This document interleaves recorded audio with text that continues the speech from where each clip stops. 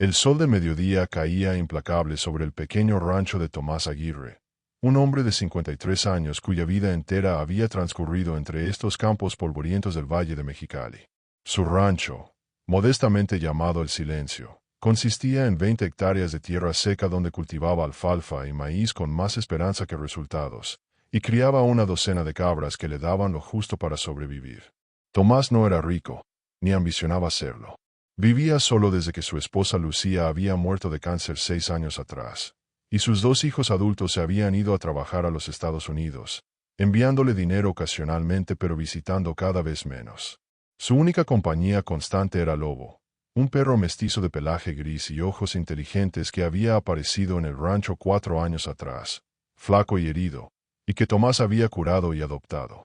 «Ándale, Lobo», llamó Tomás ese mediodía, limpiándose el sudor de la frente con un pañuelo desgastado. «Vamos a revisar la cerca del norte antes de que el calor se ponga peor». El perro se levantó de la sombra donde descansaba y trotó junto a su dueño con la lealtad que solo un animal rescatado puede mostrar. Caminaron juntos por el perímetro del rancho, Tomás reparando postes caídos y alambres rotos, Lobo explorando cada arbusto y madriguera con curiosidad canina. Fue cerca del límite noreste de la propiedad, donde la tierra de Tomás colindaba con un terreno abandonado que alguna vez había pertenecido a un narco ejecutado por su propio cártel, cuando Lobo comenzó a comportarse extrañamente. El perro se detuvo en seco, sus orejas irguiéndose, su nariz olfateando el aire con intensidad. Luego, sin previo aviso, comenzó a escarbar frenéticamente en un punto específico bajo un mezquite retorcido. «¿Qué pasa, muchacho?», preguntó Tomás, acercándose. «¿Encontraste una rata?». Pero Lobo no estaba cazando.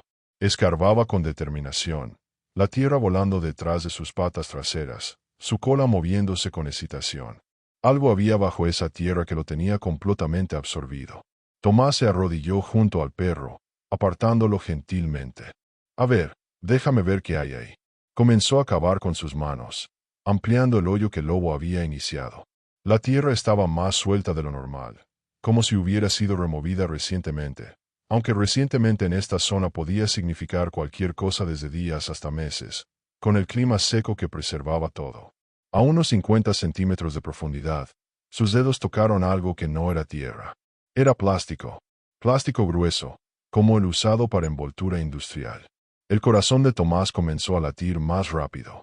En esta región, cerca de la frontera con Estados Unidos, encontrar cosas enterradas rara vez significaba buenas noticias. Podía ser droga escondida por narcotraficantes. Podía ser armas. Podía ser cualquier cosa que el crimen organizado necesitara ocultar. Su primer instinto fue volver a enterrarlo, olvidar que alguna vez lo había visto, y alejarse. Esa era la forma de sobrevivir en zonas controladas por los cárteles. No ver, no oír, no hablar. Pero la curiosidad era un demonio persistente. Y Tomás, después de años de pobreza, de luchar por cada peso, de ver cómo su rancho apenas producía lo suficiente para comer, no pudo evitarlo. Continuó cavando. Lo que emergió fue un paquete grande, del tamaño de una maleta pequeña, envuelto en múltiples capas de plástico negro y sellado con cinta adhesiva industrial. Pesaba considerablemente. Tomás lo sacó completamente del hoyo y lo colocó en el suelo junto a él. Lobo olfateaba el paquete con interés, pero sin ladrar, como si supiera instintivamente que esto requería silencio. Con manos temblorosas, Tomás comenzó a cortar el plástico con su navaja de bolsillo.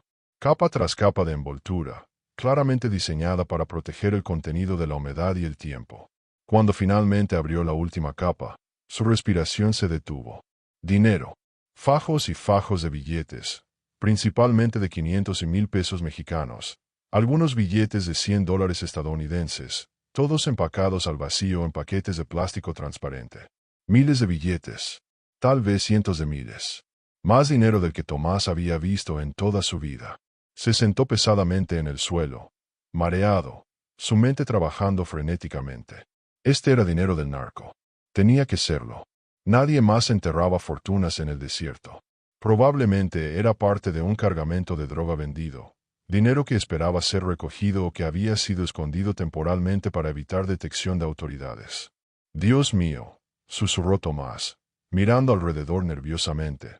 como si alguien pudiera estar observándolo en ese momento. Lobo se sentó junto a él, mirándolo con esos ojos inteligentes, sin comprender el peso de lo que habían encontrado pero sintiendo claramente la tensión de su dueño. Tomás sabía lo que debería hacer. Debería volver a enterrarlo, exactamente como lo encontró, y alejarse. Pretender que nunca sucedió. El dinero del narco era dinero maldito. Tocarlo era invitar a la muerte.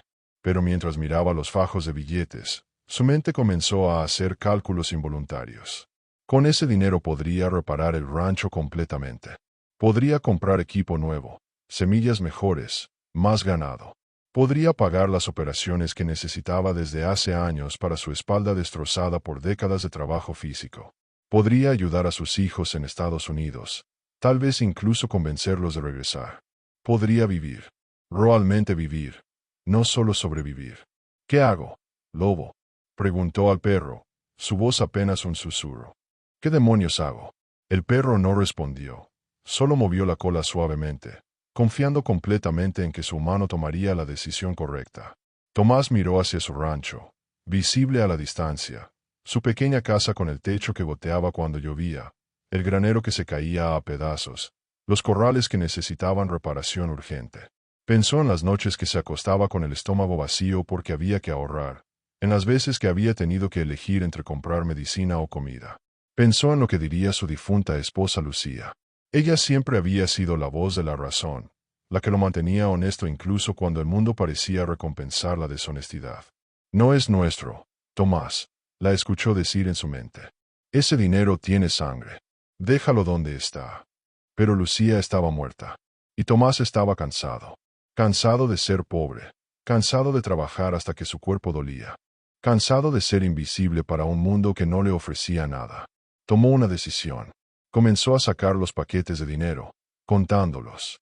Había 10 paquetes en total en ese escondite. Y mientras los sacaba, notó algo más en el hoyo. Marcas en la tierra que sugerían que había más hoyos cerca. Un patrón de entierro que indicaba múltiples escondites. Tomás siguió las marcas. A 20 metros encontró otro punto donde la tierra parecía removida. Cavó y encontró otro paquete similar. Luego otro. Y otro. Cuando terminó, había extraído 5 paquetes en total, todos llenos de dinero. Si tenía que estimar, probablemente había varios millones de pesos allí.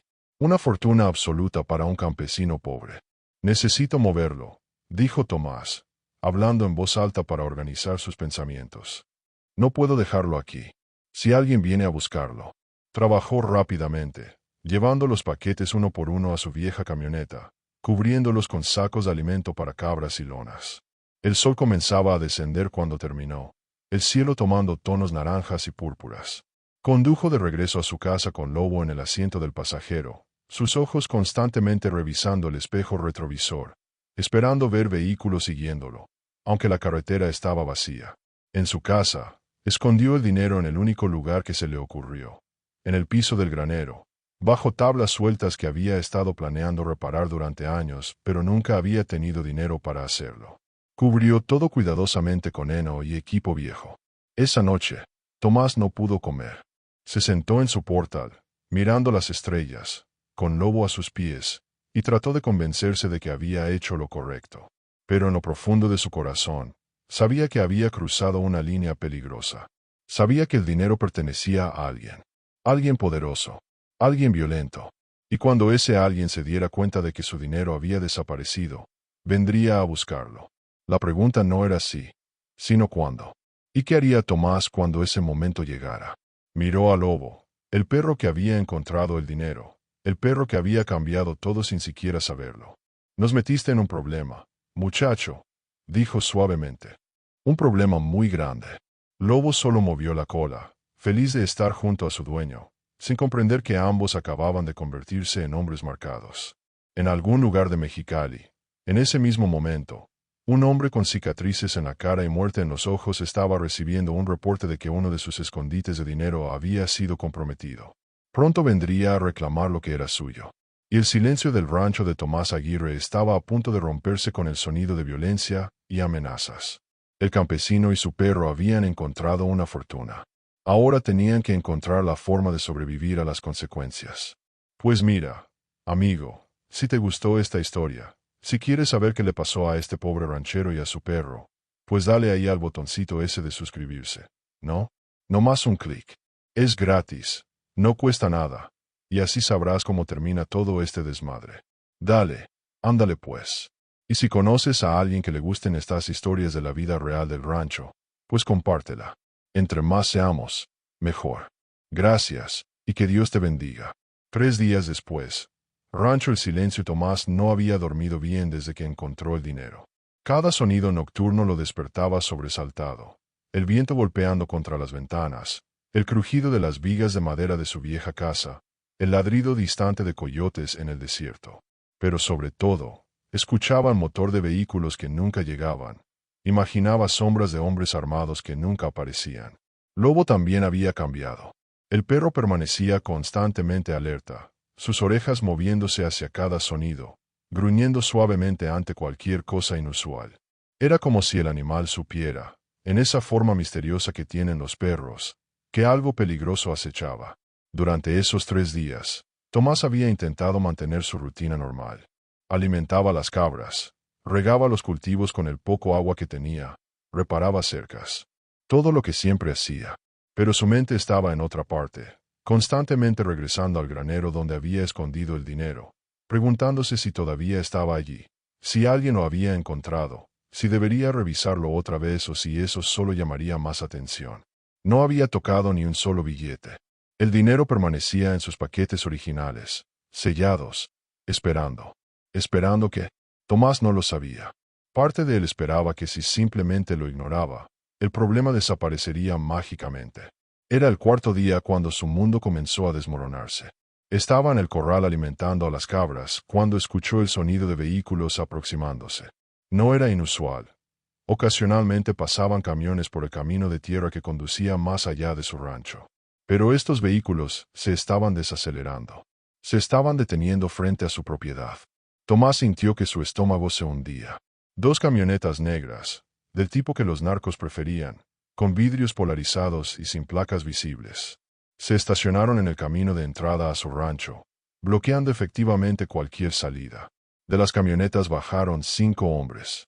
Todos vestían jeans oscuros, camisas de vestir y botas vaqueras caras. Todos llevaban armas visibles en sus cinturones o en cartucheras bajo sus chaquetas. No eran policías. Los policías en esta región rara vez venían en grupos, y nunca en vehículos tan caros. Eran sicarios del cártel. El que parecía estar a cargo era un hombre alto y delgado, de unos 35 años, con una cicatriz que corría desde su ceja derecha hasta su pómulo. Tenía la mirada fría y evaluadora de alguien que había visto y causado demasiada muerte. Lobo comenzó a ladrar agresivamente, colocándose entre Tomás y los intrusos. El perro tenía el pelaje erizado, los dientes descubiertos, claramente dispuesto a proteger a su dueño. «Tranquilo, Lobo», dijo Tomás con voz temblorosa, agarrando al perro por el collar. «Tranquilo». El hombre de la cicatriz se acercó lentamente, sus ojos recorriendo el rancho con desprecio apenas disimulado. Los otros 4 se dispersaron, comenzando a inspeccionar la propiedad sin pedir permiso. «Buenas tardes», dijo el hombre, su voz suave pero cargada de amenaza. «¿Usted es Tomás Aguirre?» «Sí, señor», respondió Tomás, su boca súbitamente seca. «¿En qué puedo ayudarlos?» «Mi nombre es Rubén. Trabajo para gente importante. Gente que ha perdido algo valioso en esta zona. Hemos recibido información de que tal vez usted sepa algo al respecto. Yo no sé nada de nada, señor. Soy solo un campesino pobre. No me meto en problemas». Rubén sonrió, pero no había calidez en esa sonrisa. «Qué curioso, porque mis jefes tenían dinero enterrado, no muy lejos de aquí. Dinero que estaba bien escondido, bien protegido. Y hace 4 días, cuando mandamos a alguien a verificar, el dinero había desaparecido. 5 escondites, todos vacíos, limpiamente excavados y el dinero llevado. Yo no he visto ningún dinero, señor. Le juro por la Virgen». Rubén se acercó más, tan cerca que Tomás podía oler su colonia cara mezclada con el olor a tabaco. «¿Sabe qué es lo interesante, don Tomás? Encontramos huellas. Huellas de botas de trabajo, como las que usa usted. Y también huellas de perro. Un perro de tamaño mediano, como ese que está tratando de arrancarme la garganta ahora mismo. El corazón de Tomás latía tan fuerte que estaba seguro de que Rubén podía escucharlo. Hay muchos perros en la región, señor, y muchos campesinos con botas como estas. Cierto, concedió Rubén. Pero su rancho está a solo 1 kilómetro de donde estaba nuestro dinero. Y usted, don Tomás, tiene reputación de ser un hombre honesto, trabajador. El tipo de hombre que nadie sospecharía. Perfecto para encontrar algo que no debería y pensar que puede quedárselo. Uno de los otros hombres emergió del granero, sacudiendo la cabeza hacia Rubén. No habían encontrado el dinero. Tomás había hecho un buen trabajo escondiéndolo. Pero Rubén no parecía desanimado. Se agachó para estar a nivel de los ojos de Tomás. Voy a ser muy claro con usted, don Tomás. Mi jefe, al que llamamos el Escorpión, no es un hombre paciente. El dinero que falta es aproximadamente 6 millones de pesos. Es una cantidad que él nota. Y él quiere recuperarla. Yo no tengo su dinero, insistió Tomás, aunque su voz traicionaba su miedo. Tal vez sí, tal vez no. Pero voy a dejarle un mensaje de mi jefe. Rubén sacó su teléfono y mostró una fotografía. Estos son sus hijos, ¿verdad? Miguel y Roberto Aguirre. Trabajan en un taller mecánico en San Diego. Viven en el 2340 de la Avenida Palm, apartamento 6B. Tomás sintió que su sangre se helaba. Miraba las fotos de sus hijos, tomadas claramente sin su conocimiento, fotografías de vigilancia. Por favor, susurró. Mis hijos no tienen nada que ver con nada. Exactamente. Por ahora. Rubén guardó su teléfono. Pero eso puede cambiar muy rápidamente si el dinero de mi jefe no aparece. Tiene usted una semana, don Tomás.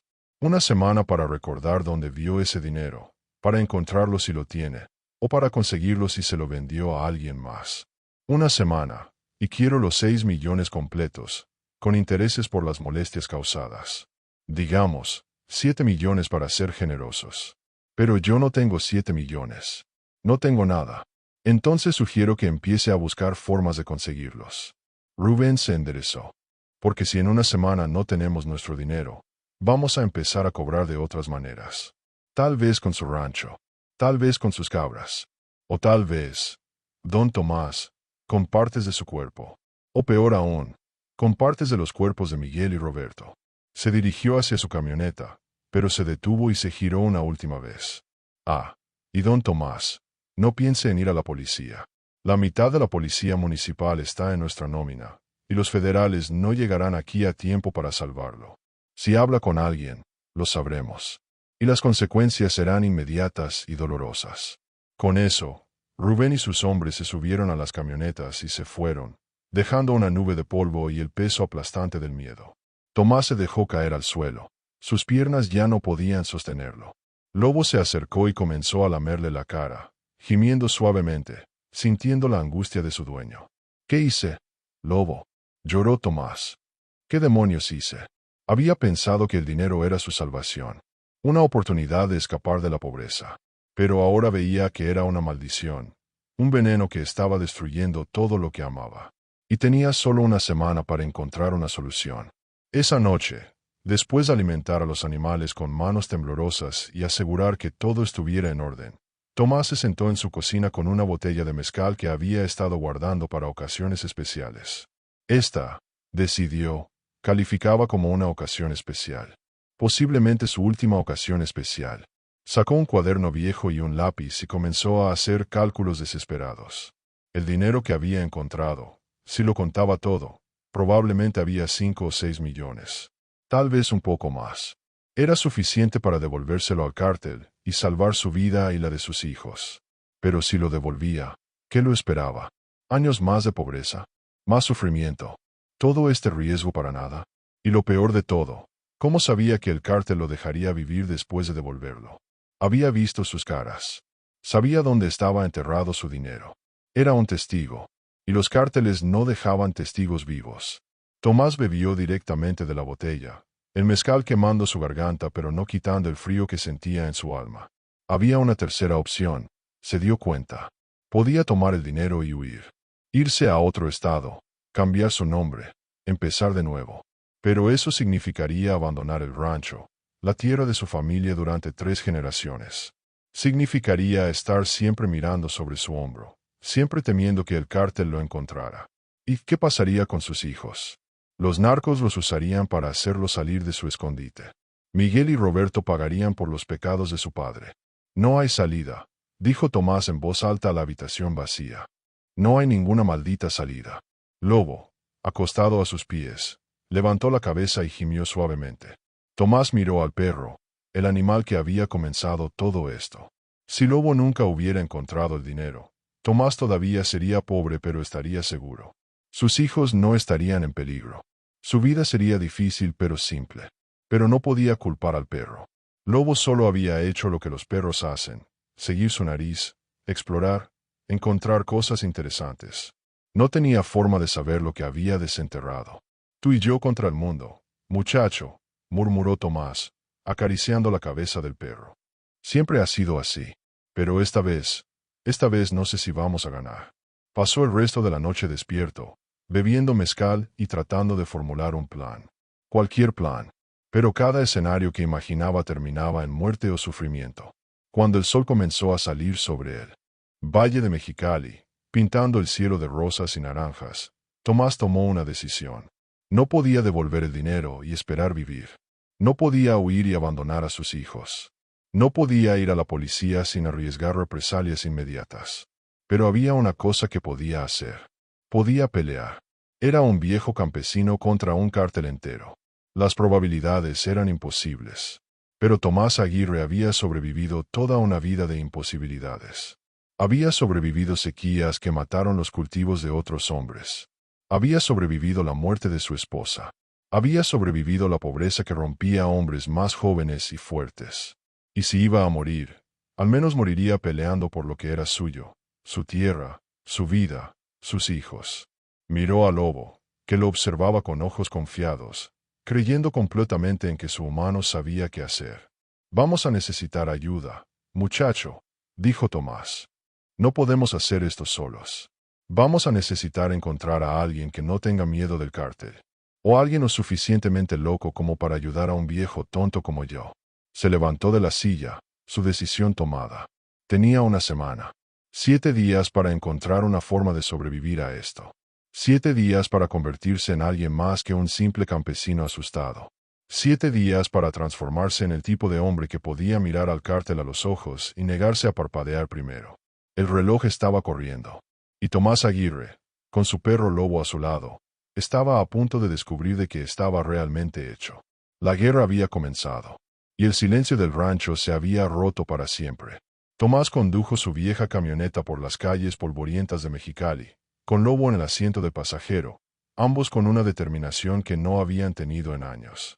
Quedaban solo 2 días antes de que el plazo del cártel expirara, y Tomás había pasado los últimos 3 días buscando la única persona que tal vez, solo tal vez, podría ayudarlo. Comandante Elena Vargas. Elena era una leyenda local en los círculos de aplicación de la ley. Una mujer de 42 años que había ascendido en la Policía Federal a pesar de la corrupción endémica, a pesar de las amenazas constantes, a pesar de 3 intentos de asesinato que milagrosamente había sobrevivido. Era conocida por 2 cosas: su incorruptibilidad absoluta y su disposición a ir tras los narcotraficantes sin importar cuán poderosos fueran. También era conocida por ser extremadamente difícil de contactar. No confiaba fácilmente, y con buena razón.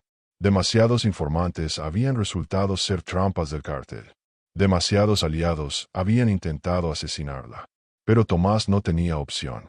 Necesitaba a alguien con poder real, alguien que pudiera enfrentar al cártel. Y Elena Vargas era la única persona en toda la región que cumplía ese criterio. Había tomado 3 días de preguntas discretas, de hablar con gente que conocía gente, de seguir rumores y contactos, hasta que finalmente un viejo amigo que había trabajado como mecánico para la policía le dio una dirección. Un pequeño café en el centro de Mexicali donde Elena supuestamente tomaba café cada mañana a las 7, antes de ir a su oficina. Tomás llegó al café a las 6:45 de la mañana, demasiado temprano, demasiado nervioso. Se sentó en una mesa en la esquina, ordenó café que no podía pagar pero que necesitaba para justificar su presencia, y esperó. Lobo permanecía atado fuera, visible a través de la ventana, acostado pacientemente bajo un árbol. A las 7:03, ella entró. Elena Vargas era más baja de lo que Tomás había imaginado, tal vez 1,60 m, pero había algo en su presencia que llenaba la habitación. Tenía cabello negro corto, ojos oscuros que constantemente escaneaban su entorno, y una postura que sugería años de entrenamiento militar. Vestía jeans, una chaqueta ligera que probablemente ocultaba un arma, y botas tácticas. Ordenó su café sin sonreír a la mesera, sin hacer contacto visual innecesario con nadie. Era alguien que había aprendido que la familiaridad podía ser peligrosa. Tomás esperó hasta que ella recibió su café y se sentó sola en una mesa cerca de la ventana. Luego, con el corazón latiendo salvajemente, se levantó y se acercó. «Comandante Vargas», dijo suavemente, para no asustarla pero lo suficientemente alto para ser escuchado. La mano de Elena se movió instantáneamente hacia su chaqueta, donde sin duda tenía su arma. Sus ojos se clavaron en Tomás, evaluándolo en un segundo. Viejo campesino, manos callosas, ropa barata, miedo en los ojos pero también determinación. «¿Quién es usted y cómo sabe mi nombre?», preguntó ella, su voz baja pero cargada de autoridad. «Mi nombre es Tomás Aguirre. Soy dueño de un rancho pequeño en las afueras. Y necesito su ayuda, comandante. Estoy en problemas con el cártel». Elena no relajó su postura. «Si está en problemas con el cártel, lo último que debería hacer es hablar conmigo en público. ¿Quiere que nos maten a ambos?». «Por favor», dijo Tomás, su voz quebrándose. «Solo 5 minutos. Tengo información. Información que podría ayudarla a golpear al cártel del Escorpión. Pero necesito protección. Necesito que proteja a mis hijos». Los ojos de Elena se entrecerraron ligeramente. El cártel del Escorpión era su obsesión personal. Había matado a su compañero 2 años atrás, y desde entonces ella había jurado destruirlos. «Afuera», ordenó. Junto a su perro. 2 minutos. Si esto es una trampa, lo sabré, y será lo último que haga. Salieron del café juntos, manteniendo distancia apropiada. Cualquiera que los observara pensaría que eran extraños casuales saliendo al mismo tiempo.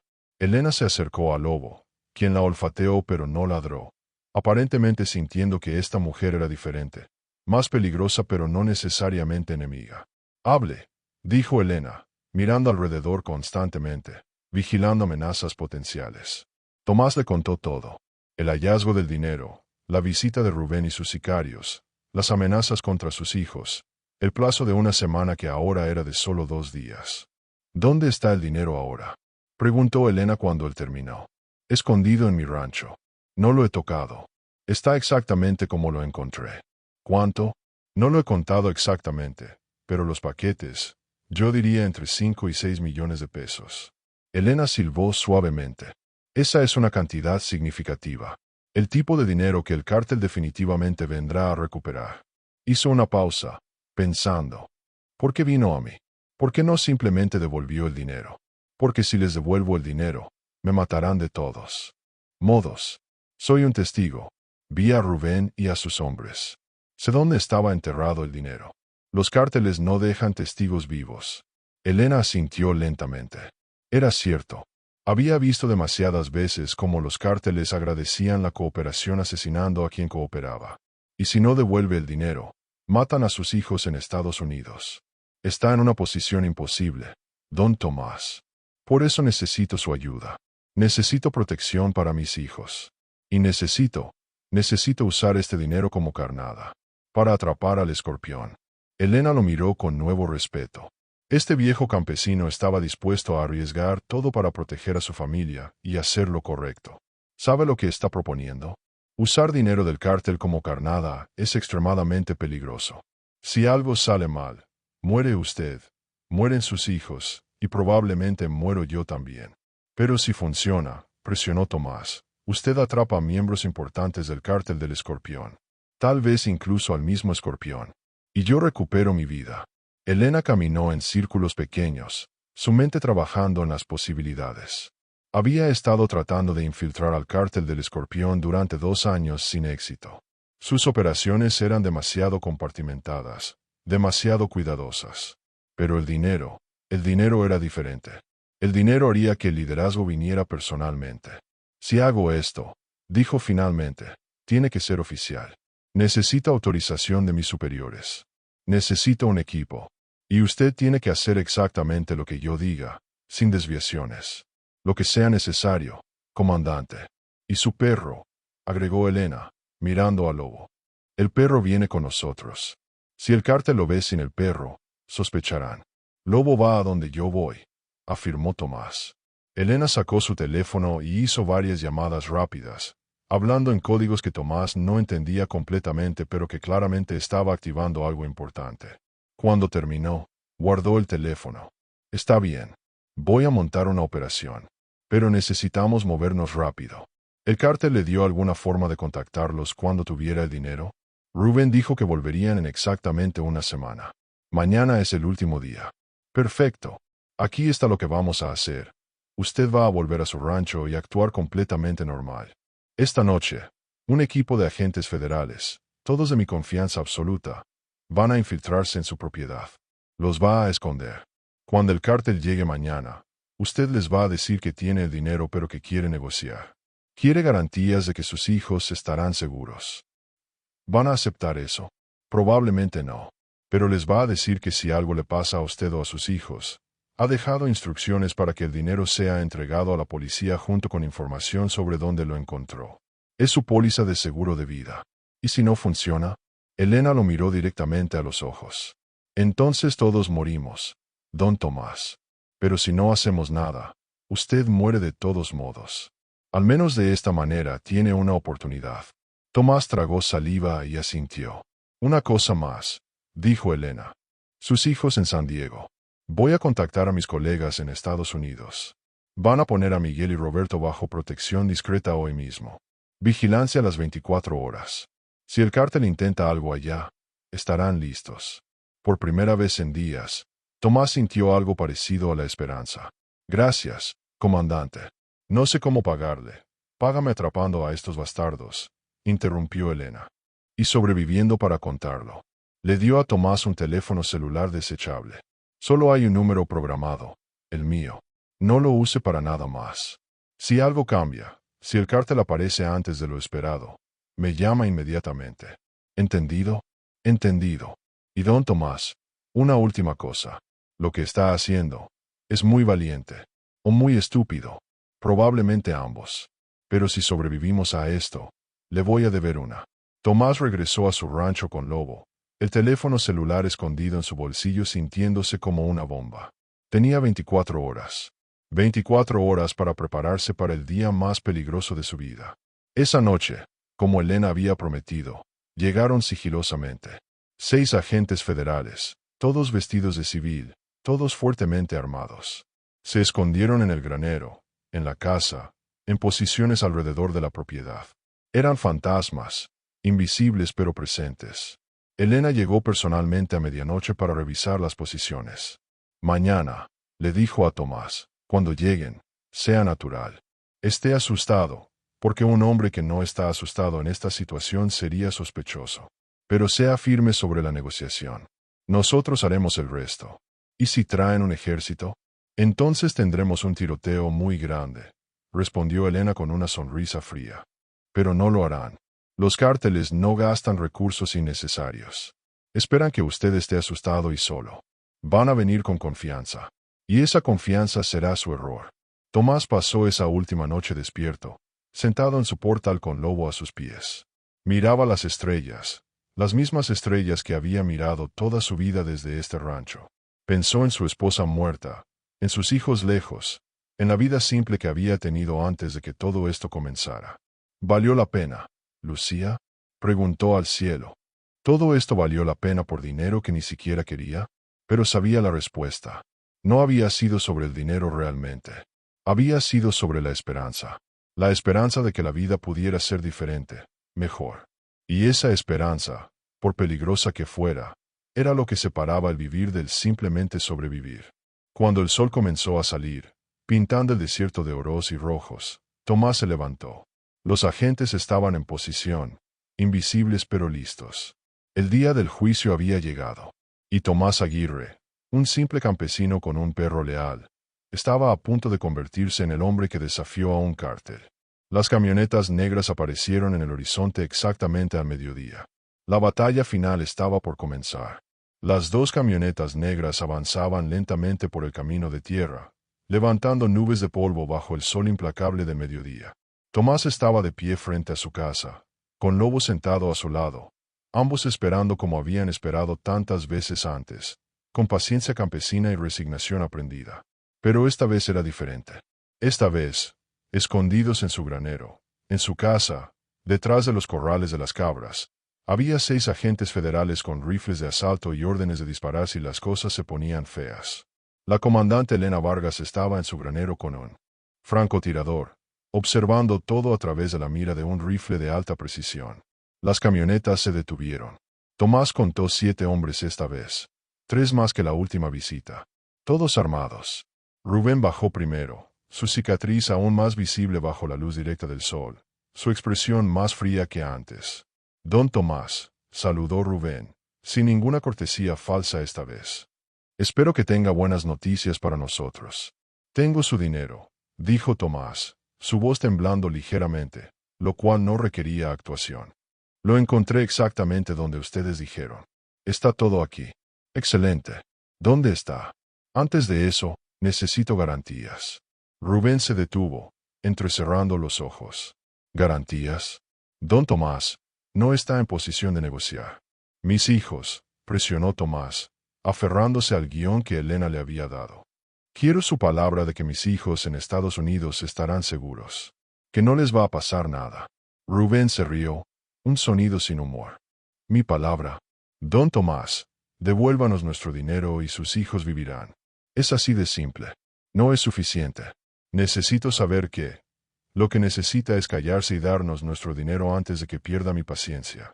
Explotó Rubén, sacando su pistola y apuntándola directamente a la cabeza de Tomás.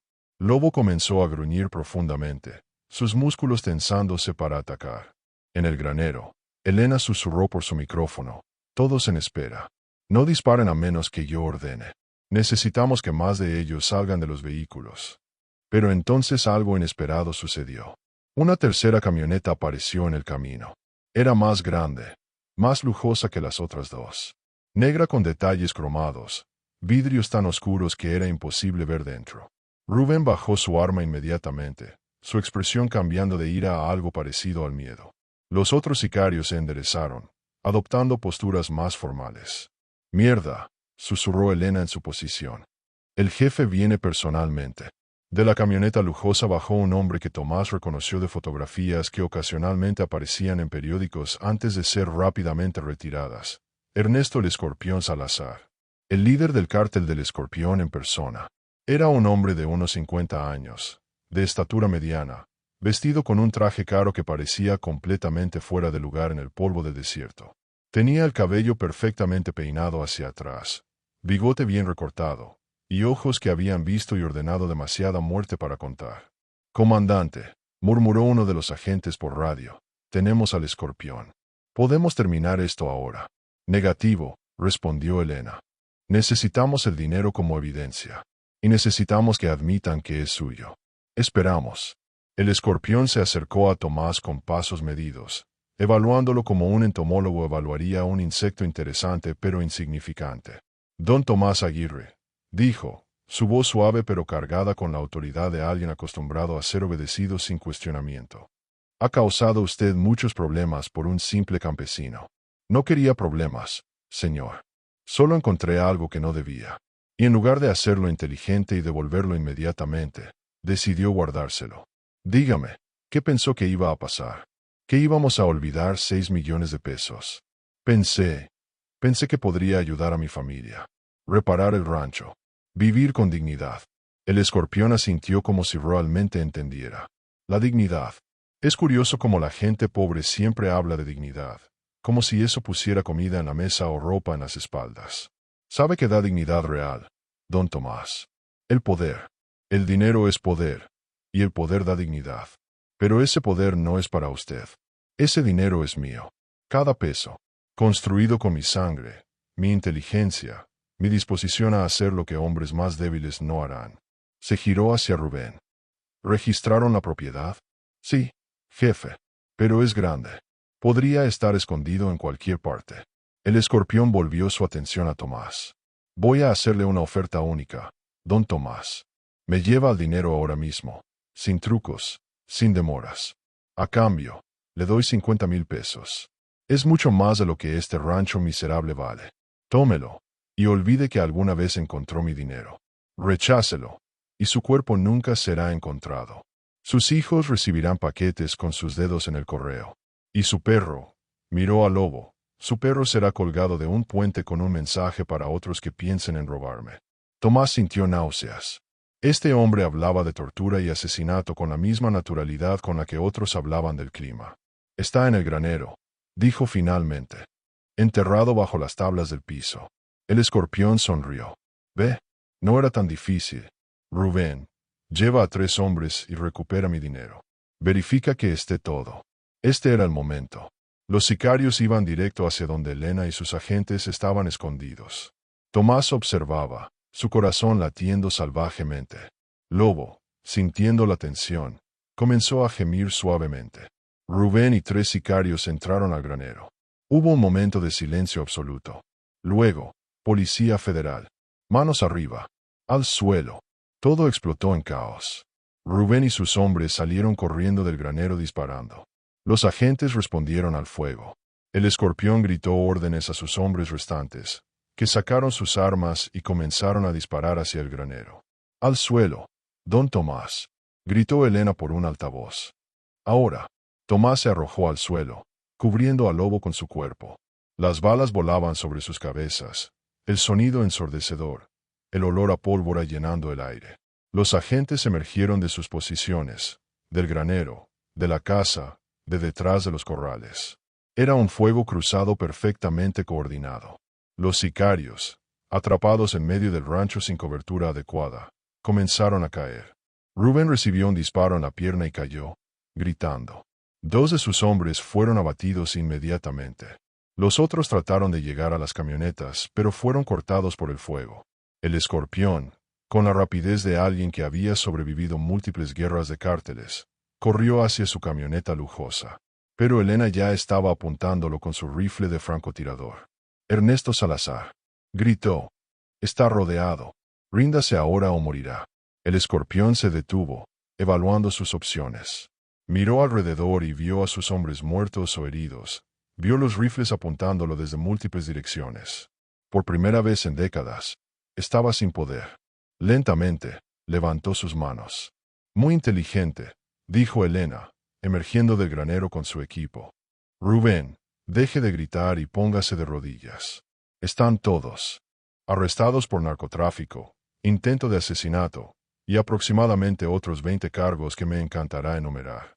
Los agentes se movieron eficientemente, esposando a los sobrevivientes, llamando refuerzos y ambulancias, asegurando la escena. Tomás se levantó lentamente, todavía protegiendo al lobo, apenas creyendo que había sobrevivido. Elena se acercó a él. «Está herido, don Tomás».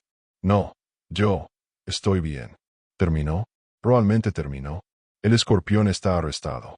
Rubén y 4 de sus hombres también. Otros 3 muertos». «Sí, don Tomás, terminó. Y gracias a usted, acabamos de desmantelar el liderazgo del cártel del escorpión. ¿Y mis hijos? Mis colegas en San Diego los tienen seguros. Nadie los tocó. Están bien». Tomás sintió lágrimas corriendo por sus mejillas. Después de días de terror, finalmente podía respirar. ¿Y el dinero? Es evidencia ahora. Va directo a custodia federal. Será usado en el juicio contra el escorpión. Elena hizo una pausa. «Lo siento, don Tomás. Sé que pensó que tal vez podría quedarse con algo, pero es dinero del crimen. No puede ser suyo». Tomás asintió, esperando sentirse decepcionado, pero sorprendiéndose al sentir alivio. El dinero había sido una maldición desde el momento en que Lobo lo encontró. Estar libre de él era mejor que cualquier fortuna. «No lo quiero, comandante. Solo quiero mi vida de vuelta». «La tiene. Y algo más». Elena señaló a sus superiores que llegaban en vehículos adicionales. «El gobierno federal tiene un programa de recompensas para ciudadanos que ayudan en la captura de narcotraficantes importantes. Por el escorpión, eso es probablemente un par de millones de pesos. No es una fortuna, pero es suficiente para reparar su rancho y vivir cómodamente». Tomás la miró con asombro. «¿Dinero de verdad? ¿Legal?» «Completamente legal. Lo tiene que reportar en impuestos y todo. Pero sí, Es suyo. Esa noche, después de que todos los oficiales se fueron, después de que los cuerpos fueron removidos y las declaraciones tomadas, Tomás se sentó en su portal con Lobo, mirando las estrellas como siempre hacía. ¿Sabes qué, muchacho?, le dijo al perro. Encontraste ese dinero y casi nos mata a ambos. Pero también nos salvó. Nos dio una oportunidad de vivir de verdad, no solo sobrevivir. Lobo movió la cola, feliz simplemente de estar junto a su humano. 3 meses después, el rancho El Silencio se veía completamente diferente. El techo había sido reparado. Las cercas eran nuevas y fuertes. Había más cabras, mejor equipo, un sistema de irrigación que hacía que los cultivos prosperaran por primera vez en años. Y lo mejor de todo, Miguel y Roberto habían regresado de Estados Unidos para ayudar a su padre a administrar el rancho mejorado. La familia Aguirre estaba junta nuevamente. Tomás nunca habló del dinero que Lobo había encontrado, excepto cuando era absolutamente necesario para testimonios legales. Pero la historia se extendió de todos modos. La gente local comenzó a llamar a Lobo el perro millonario, el animal cuyo hallazgo había derribado a un cártel entero. Una tarde, mientras Tomás reparaba una cerca con sus hijos, un periodista de la ciudad llegó preguntando si podía entrevistar al héroe campesino que desafió al narcotráfico. Tomás rechazó cortésmente. No soy héroe, dijo. Solo soy un hombre que tuvo suerte. Suerte de tener un buen perro, suerte de encontrar a la comandante Vargas, suerte de sobrevivir a mis propias decisiones estúpidas. ¿Algún consejo para otros que se encuentren en situaciones similares?, preguntó el periodista de todos modos. Tomás pensó por un largo momento, mirando al lobo que perseguía mariposas cerca del corral. Si encuentra algo que no es suyo, especialmente si sospecha que es del crimen organizado, no lo toque. Vaya directamente a la policía. Busque oficiales honestos, si existen. Y sobre todo, recuerde que ninguna cantidad de dinero vale más que su vida o la vida de su familia. ¿Se arrepiente de haberlo tomado? Cada día. Pero también estoy agradecido de que todo terminó como terminó. Podría haber sido mucho peor. Muchos hombres en mi situación están muertos ahora. Después de que el periodista se fue, Miguel se acercó a su padre. Papá, ¿alguna vez piensas en qué habría pasado si Lobo nunca hubiera encontrado ese dinero? Tomás miró alrededor de su rancho renovado, a sus hijos trabajando juntos, al lobo durmiendo pacíficamente bajo un árbol. Todo el tiempo, hijo, todo el tiempo. Pero ¿sabes qué aprendí? A veces la vida te pone en situaciones imposibles. Y lo único que puedes hacer es mantener tu humanidad, buscar ayuda de buena gente, y confiar en que la justicia todavía existe, incluso en un país donde a veces parece que no. El sol se ponía sobre el valle de Mexicali, pintando el cielo de rojos y púrpuras. El rancho El Silencio había recuperado su paz. Y Tomás Aguirre, un simple campesino que una vez estuvo entre un cártel y una fortuna, había aprendido que el verdadero tesoro nunca había sido el dinero enterrado. Era la familia reunida, la tierra que trabajaba, y un perro leal que dormía a sus pies cada noche. Eso valía más que todos los millones del mundo. Ernesto el Escorpión Salazar fue sentenciado a 45 años en prisión federal de máxima seguridad. El cártel del Escorpión se desintegró sin su liderazgo, y la violencia en la región disminuyó significativamente. La comandante Elena Vargas fue promovida y continúa su guerra contra el narcotráfico. Tomás Aguirre vive tranquilamente en su rancho con sus hijos, nunca tocó drogas o crimen de nuevo. Y Lobo, el perro que lo empezó todo, vive como rey del rancho, persiguiendo mariposas y durmiendo bajo el sol, completamente ajeno a que su nariz una vez cambió el destino de muchas vidas. A veces, los héroes más improbables tienen 4 patas y un corazón leal.